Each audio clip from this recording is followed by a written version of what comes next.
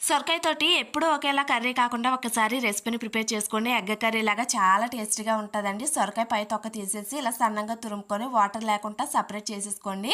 ఒక గిన్నెలోకి వేసుకొని కొంచెం ఉల్లిపాయలు, పచ్చిమిర్చి, కార్న్‌ఫ్లవర్ కానీ శనగపిండిని కానీ వేసేసి తగినంత ఉప్పు, కారం, గరం మసాలా, ధనియాల పొడి వేసి బాగా కలిపి చిన్న చిన్న బాల్స్ లాగా చేసుకొని ఆయిల్‌లోనే డీప్ ఫ్రై చేసి పక్కనైతే పెట్టుకోండి.